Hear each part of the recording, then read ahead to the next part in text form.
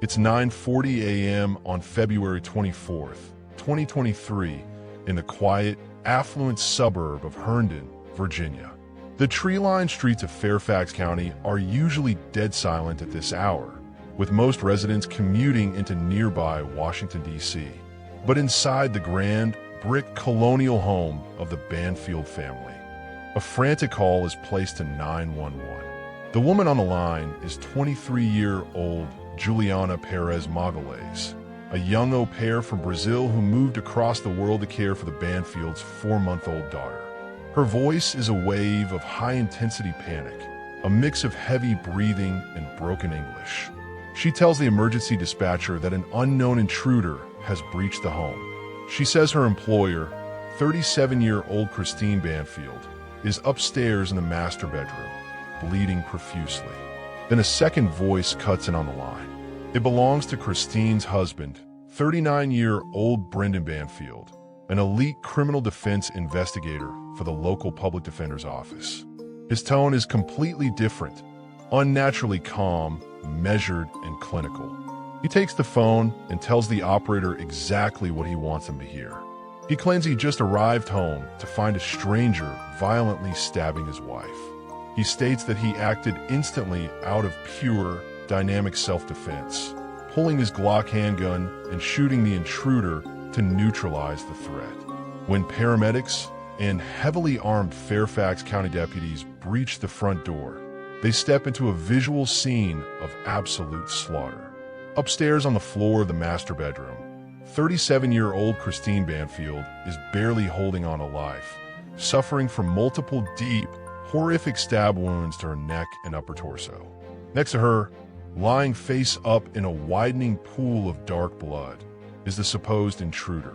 He is identified as 39-year-old Joseph Ryan, a resident with absolutely no criminal history and no visible connection to the Banfield family. He has been shot multiple times in the chest and head. He is pronounced dead at the scene.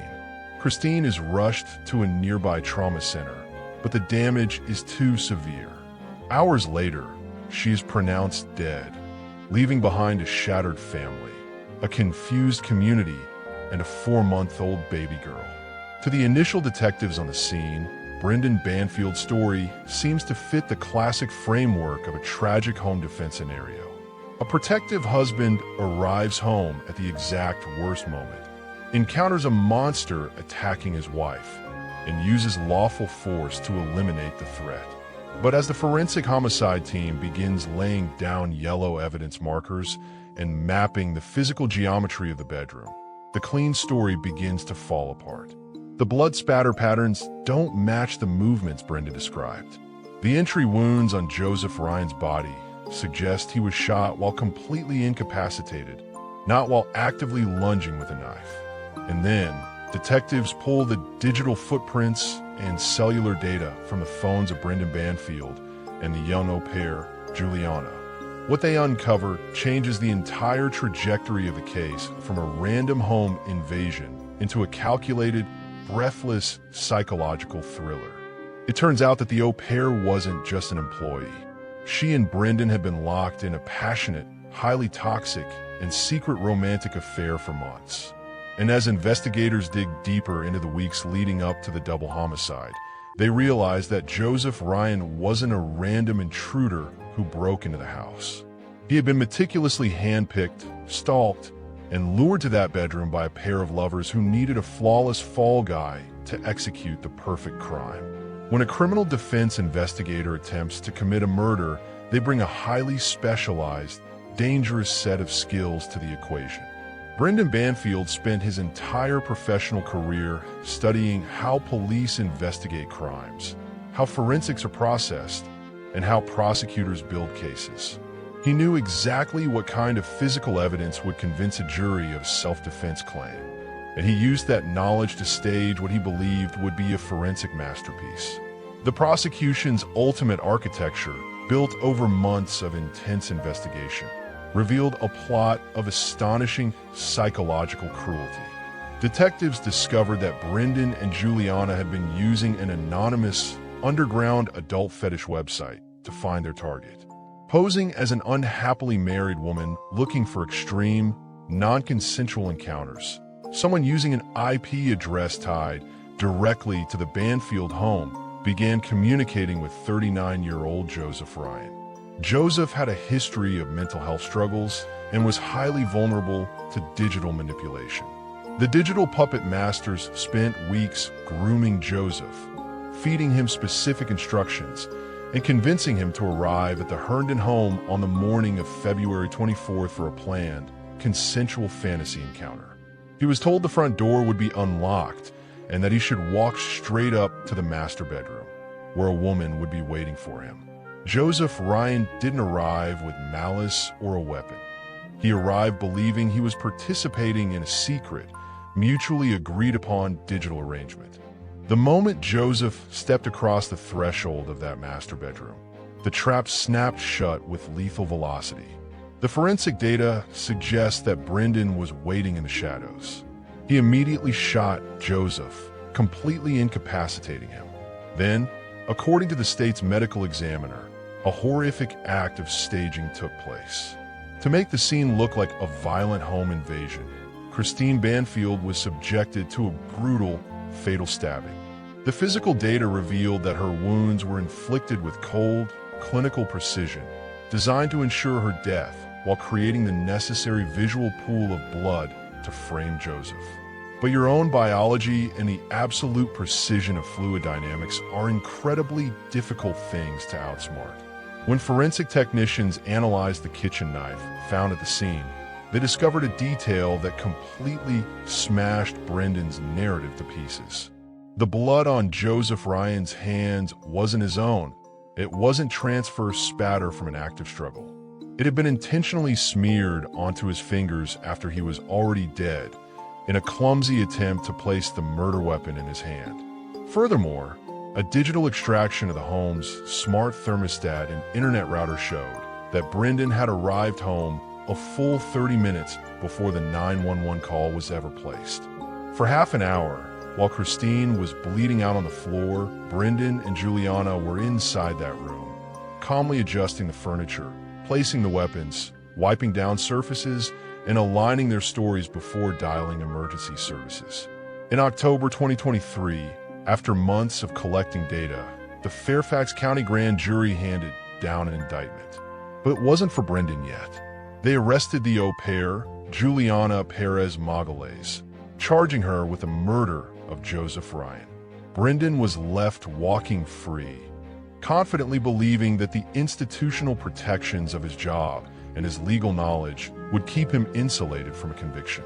But he completely underestimated the psychological pressure of a capital murder charge on a 23-year-old woman facing a lifetime in an American prison cell.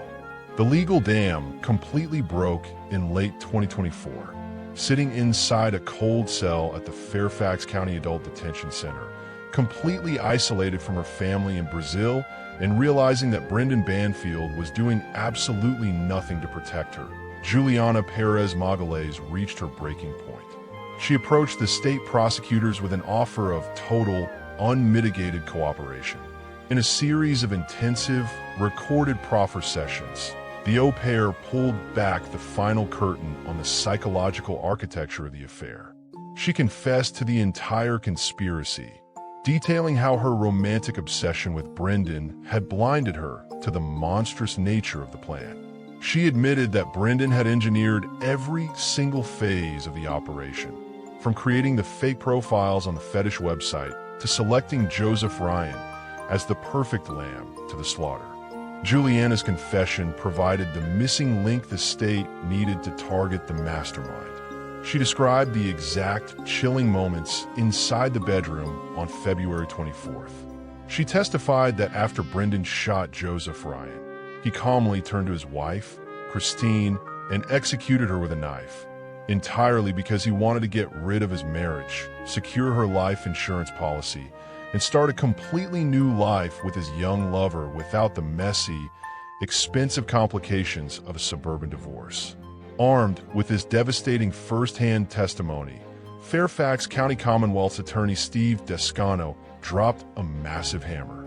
In September 2024, Brendan Banfield was officially arrested and charged with 4 counts, including first-degree aggravated murder and conspiracy.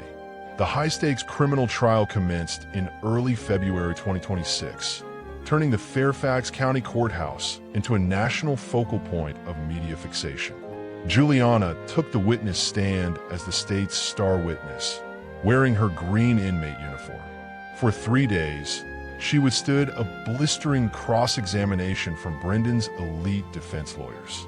She laid out the exact details of their intimate affair, showing the jury the hundreds of hidden, deleted text messages where Brendan promised her that they would soon be free to be together permanently.